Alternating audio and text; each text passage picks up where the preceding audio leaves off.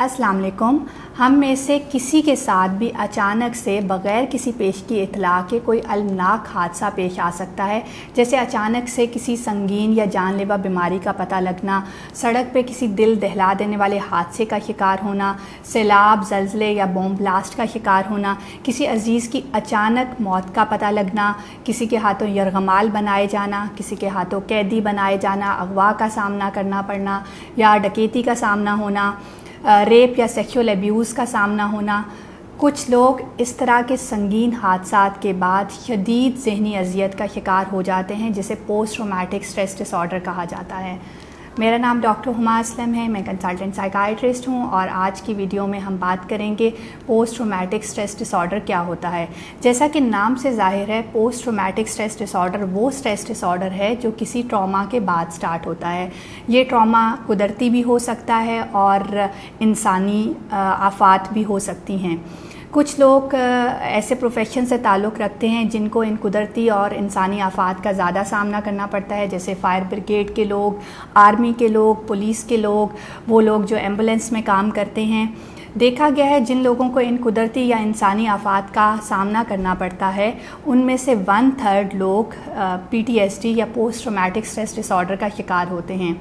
बात करेंगे post traumatic stress disorder की अलामात क्या होती हैं। इसमें इंसान को शदीद गम और गुस्से की कैफियत होती है, ज़हनी दबाव या बेचैनी का सामना रहता है। समटाइम उसे एहसास जुर्म रहता है, एक गिल्ट का एहसास होता है कि अगर वो ऐसे ना करता या वो वहाँ पे ना जाता तो शायद ये हादसा ना पेश आता, या वो ये ना करता या चीज़ें इस तरह होती तो शायद ये हादसा ना होता। हादसे का कहीं ना कहीं इल्ज़ाम वो ख़ुद को दे रहा होता है, जिसकी वजह से उसके अंदर ही एहसास जुर्म पैदा होना शुरू हो जाता है।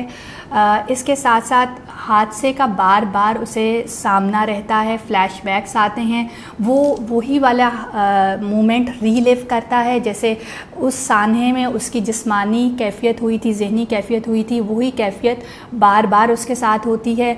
वो फ्लैशबैक्स की फॉर्म में उसके सामने आती है, वो इंसिडेंट बार बार उसके सामने आता है और वो उसी ज़हनी अज़ियत से बार बार गुज़रता है, उसको उस चीज़ के ख्वाब आते हैं। फिर वो उन जगहों को एवॉइड करना शुरू कर देता है जिस जगह पे वो हादसा पेश आया था, या कोई भी ऐसी चीज़ जो उसे उस हादसे का याद करवाती है, वो उस जगह को या उस चीज़ को एवॉइड करना शुरू कर देता है।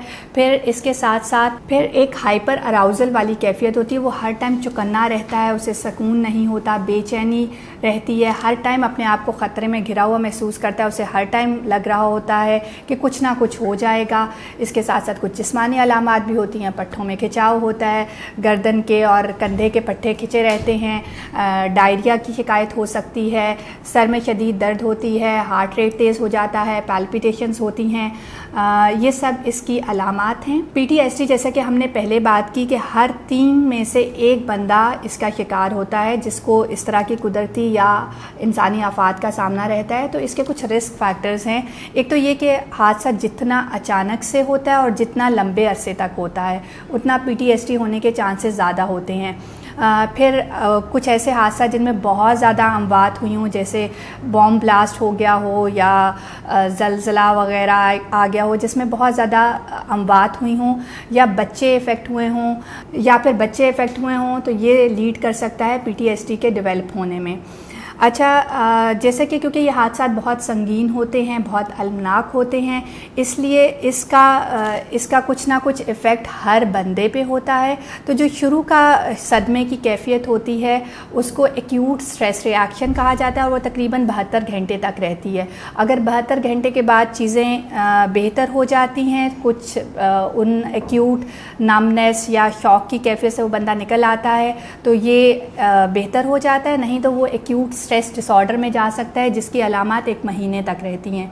लेकिन अगर 1 महीने के बाद भी अलामात चलती हैं तो उसको पोस्ट ट्रॉमेटिक स्ट्रेस डिसऑर्डर कहा जाता है। पोस्ट ट्रॉमेटिक स्ट्रेस डिसऑर्डर की अलामात अमूमन हादसे के होने के 6 महीने के अंदर अंदर ज़ाहिर होना शुरू हो जाती हैं। सो हमें कैसे पता चलेगा कि अगर हमारे आसपास किसी को एक इस तरह के शदीद या संगीन हादसे का सामना करना पड़ा है, और हमें कैसे मालूम पड़ेगा कि उसे पोस्ट ट्रॉमेटिक स्ट्रेस डिसऑर्डर है? अगर तो आप या आपका जो भी आसपास जिसको इस तरह की हादसे का सामना करना पड़ा है, वो उस हादसे के बारे में, उस साहने के बारे में बग़ैर परेशान हुए बात कर सकता है, उसको कोई फ्लैशबैक्स नहीं आते, اس کو نائٹ میئرز نہیں آتے، اس کو خواب میں وہ چیزیں نظر نہیں آتی، اور وہ ان جگہوں پہ جا سکتا ہے جہاں پہ وہ حادثہ ہوا تھا، یا ان چیزوں کے بارے میں بات کر سکتا ہے آسانی سے جو اس کو اس حادثے کی یاد کراتی ہیں، تو اس کو پوسٹ ٹرامیٹک اسٹریس ڈس آرڈر نہیں ہے۔ لیکن اگر وہ ایسے نہیں کر سکتا تو اس کا مطلب ہے کہ وہ post traumatic stress disorder میں ہے۔ اور اگر ہم میں سے کسی کو اس طرح کے کسی حادثے کا سامنا کرنا پڑتا ہے تو ہم اس سلسلے میں کیا کر سکتے ہیں؟ ایک تو یہ کہ اپنی روٹین بہتر رکھنی ہے، کھانا پینا بہتر رکھنا ہے، اور نیند مناسب لینی بہت ضروری ہے اس دوران، روزانہ ورزش کرنا بہت ضروری ہے۔ پھر اس حادثے کے بارے میں زیادہ سے زیادہ بات کی جائے، اور جس سے بات کی جائے وہ فیملی ممبر ہو یا پھر کوئی فرینڈ ہو، جو کہ اگر کوئی احساس جرم بھی پیدا ہو رہا ہے وہ اس چیز سے اس کو نکال سکے اور اس کیفیت کو کم کیا جا سکے کہ اس میں اس بندے کا بالکل بھی کوئی قصور نہیں ہے۔ زیادہ سے زیادہ بات کی جائے، اکیلے نہ بیٹھا جائے، فیملی کے ساتھ، فرینڈس کے ساتھ بیٹھا جائے، تاکہ اگر اکیلے بیٹھیں گے تو اس حادثے یا اس سانے کی بار بار سوچیں آئیں گی۔ اگر یہ سب کرنے کے باوجود بھی آپ اس کیفیت سے نکل نہیں سکتے تو آپ کو کسی ماہر امراض نفسیات کو دیکھنے کی ضرورت ہے تاکہ اس کا مناسب علاج کیا جا سکے، کیونکہ جتنا دیر آپ اس post traumatic stress disorder میں رہیں گے اتنا ہی آپ کی فنکشنالٹی افیکٹ ہوتی جائے گی، آپ کا کام کاج اور روزمرہ کی زندگی سگنیفیکنٹلی افیکٹ ہونا شروع ہو جائے گی۔ اس لیے ضروری ہے کہ اگر سانحے کے کچھ مہینوں تک آپ نارملائز نہیں ہوتے تو ایک پروفیشنل ہیلپ لی جائے تاکہ آپ کو بیک ٹو نارمل لائف لایا جا سکے۔ اگر اس بارے میں مزید آپ کے کچھ کویشچنز ہیں تو آپ نیچے کمنٹس میں پوچھ سکتے ہیں۔ اس طرح کی مزید معلوماتی ویڈیو دیکھنے کے لیے ہمارا چینل سبسکرائب کیجیے۔ Thank you very much.